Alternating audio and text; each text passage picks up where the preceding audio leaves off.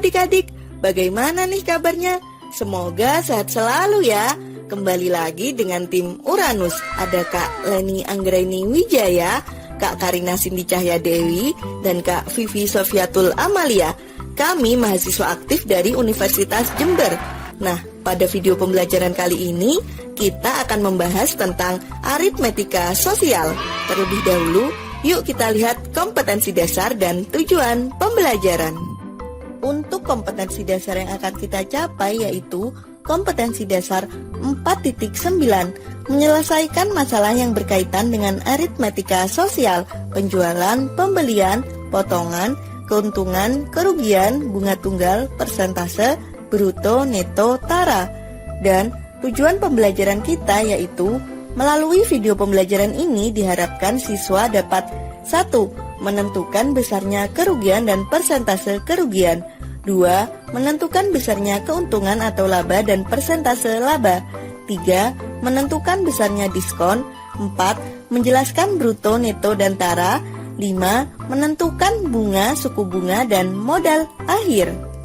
Setelah mengetahui tujuan pembelajaran, pasti udah ada pandangan kan terkait aritmetika sosial? Yap, benar sekali. Aritmetika sosial adalah cabang ilmu matematika yang sering kita temui dalam kehidupan sehari-hari. Yuk langsung saja kita lihat contohnya. Kenalin nih, namanya Pak Surya, pemilik sebuah coffee shop atau kedai kopi. Sejak pandemi COVID-19 menyerang, orang-orang yang biasanya meeting, nongkrong, atau sekedar me time di coffee shop, sekarang udah gak bisa lagi. Semua orang dihimbau untuk menghindari kerumunan dan berdiam diri di rumah. Coffee shop pun menjadi sepi, pendapatan sangat turun drastis. Untuk meningkatkan penjualan, Pak Surya pun mempunyai ide untuk melayani pembelian dengan sistem delivery order dan memberikan diskon sebesar 25%. Nah, dalam aritmetika sosial, diskon atau rabat merupakan pengurangan harga yang diberikan kepada pembeli. Yuk kita hitung berapa harga terbaru dari setiap menu di coffee shop Pak Surya setelah mendapatkan diskon. Harga terbaru atau harga akhir sama dengan harga awal dikurangi diskon. Diskon sama dengan persentase diskon dikalikan harga awal. Nah, setelah dihitung ternyata harga ais karamel latte yang awalnya 20.000 menjadi 15.000. Harga macchiato yang awalnya 28.000 menjadi 21.000. Harga matcha espresso yang awalnya 30.000 menjadi 22.500. Dengan ide ini, akhirnya penjualan mengalami kenaikan. Walaupun hanya sedikit, waktu terus berjalan.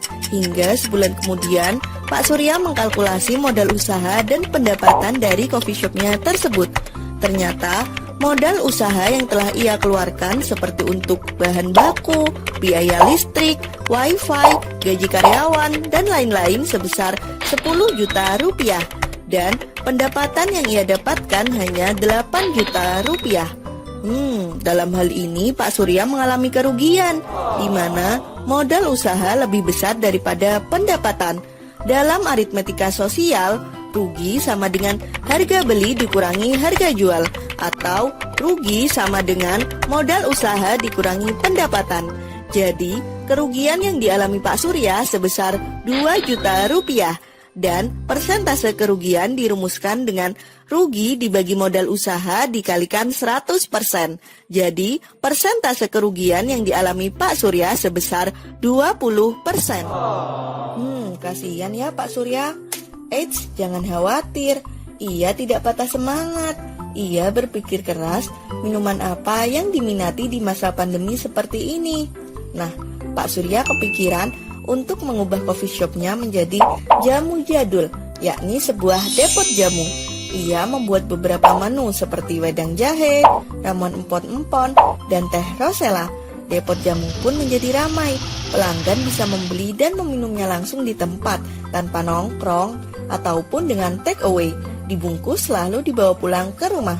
Selain itu, pembelian dengan delivery order juga tak kalah ramai. Sehingga sebulan kemudian setelah dihitung, pendapatan yang diperoleh Pak Surya sebesar 15 juta rupiah dan modal usaha yang ia keluarkan sebesar 12 juta rupiah. Maka di sini Pak Surya mendapatkan laba atau untung karena pendapatan lebih besar daripada modal usaha. Yuk kita hitung berapa laba dan persentase laba yang diperoleh Pak Surya. Laba sama dengan pendapatan dikurangi modal usaha. Jadi laba yang diperoleh Pak Surya sebesar 3 juta rupiah. Dan persentase laba dirumuskan dengan untung atau laba dibagi modal usaha dikalikan 100%. Jadi, persentase laba yang didapatkan Pak Surya sebesar 25%. Yeay, akhirnya wajah Pak Surya cerah kembali nih. Ngomong-ngomong soal untung dan rugi, gak afdol kalau gak ngomongin bruto, neto, tara. Apa sih itu bruto, neto, dan tara? Simak ilustrasi berikut ini ya. Kita membeli makanan ringan ke sebuah toko. Di kemasan makanan tersebut tertulis neto 126 gram. Neto atau berat bersih adalah berat suatu barang tanpa menghitung berat kemasannya. Cara menghitung neto adalah neto sama dengan bruto dikurangi tara. Sedangkan bruto atau berat kotor ialah berat suatu barang beserta kemasannya. Cara menghitung bruto ialah bruto sama dengan tara ditambah neto. Adapun tara adalah berat kemasan dari suatu barang. Tara sama dengan bruto dikurangi neto. Perhatikan contoh soal berikut ini. Salsa membeli sebuah permen dengan bruto 4,5 gram dan berat kemasannya adalah 0,5 gram. Berapakah neto permen tersebut? Gimana ya cara menghitung neto? Benar sekali, cara menghitung neto ialah bruto dikurangi tara. Maka 4,5 gram kita kurangi dengan 0,5 gram. Hasilnya adalah 4 gram, sehingga neto permen tersebut adalah 4 gram. Selanjutnya, kita akan membahas tentang bunga. Eits, ini bukan bunga mawar atau bunga dahlia ya adik-adik. Bunga yang kita maksud adalah bunga pada permasalahan ekonomi. Sebelum itu, kita kenalan dulu yuk sama si Andi. Andi adalah seorang pelajar yang gemar menabung.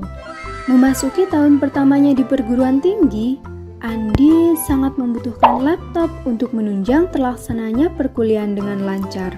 Sehingga ia memutuskan untuk memecahkan celengan ayam miliknya. Setelah dihitung-hitung, ternyata uang tabungan Andi hanya mencapai 3 juta rupiah. Sedangkan harga laptop yang akan ia beli adalah 5 juta rupiah. Wah, ternyata masih kurang 2 juta rupiah. Padahal kebutuhan akan laptop sudah sangat mendesak. Dengan berbagai pertimbangan, akhirnya Andi memutuskan untuk melakukan pinjaman ke bank sebesar 2 juta rupiah dengan rencana pengembalian dalam waktu 2 tahun. Bank tersebut menerapkan bunga sebesar 5% per tahun. Berapa ya kira-kira uang yang harus dikembalikan oleh Andi? Mari kita hitung bersama. Bunga tunggal adalah bunga yang diberikan berdasarkan perhitungan modal awal. Adapun besarnya bunga dapat dihitung dengan B besar sama dengan M0 dikali B kecil dikali N, di mana B besar adalah bunga, M0 adalah modal awal, B kecil adalah suku bunga atau persentase bunga, dan N adalah banyaknya periode. Kemudian, modal akhir dapat dihitung dengan MN sama dengan M0 ditambah B besar. Atau kita bisa menghitungnya dengan MN sama dengan M0 dikali 1 ditambah N dikali B.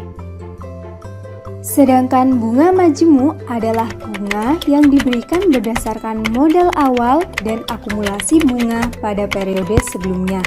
Pada bunga majemuk, modal akhir dapat dihitung dengan MN sama dengan M0 dikali 1 ditambah B kecil, kemudian dipangkatkan dengan N.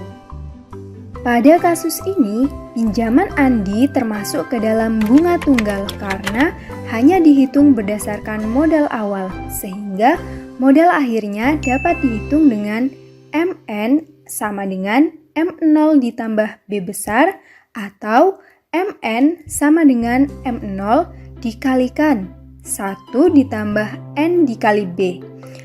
Nah, di sini kita bisa menggunakan cara yang kedua agar lebih mudah.